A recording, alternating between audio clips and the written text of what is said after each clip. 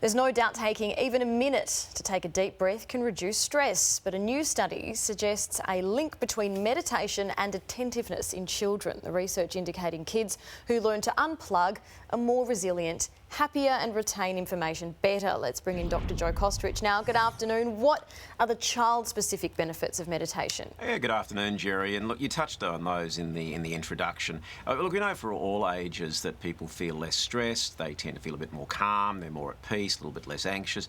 And in children, I suppose specifically, they found that concentration was improved and attention was improved. Now, this is not saying that it's a treatment necessarily for attention problems, but certainly the findings were that the children who were doing some regular meditation seemed to have better attention and concentration. And that makes a lot of sense when you consider that in a meditation practice, you are stilling the mind and focusing it just in one direction for even a short space of time. And kids in WA, they're back to school now, so how important is it during these troubling times to just give them something to help them calm down?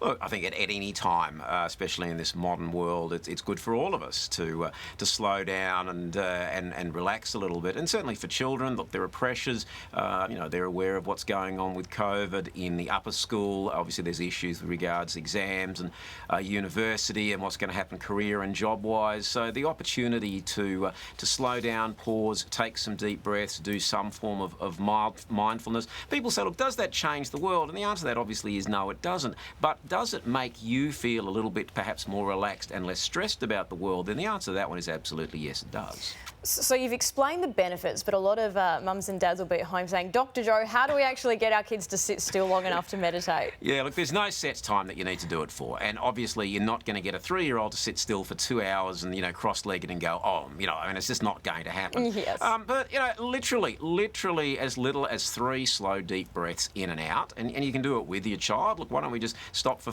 literally 30 seconds, take 3 deep breaths. It can be as simple as that. Maybe build it up, start and look, why don't we just, concentrate for 1 minute, and that goes well. Tomorrow we might do it for 2, and so it goes. It's not a contest. It is no set time. Any amount is useful. If it's 30 seconds, it's better than not 30 seconds.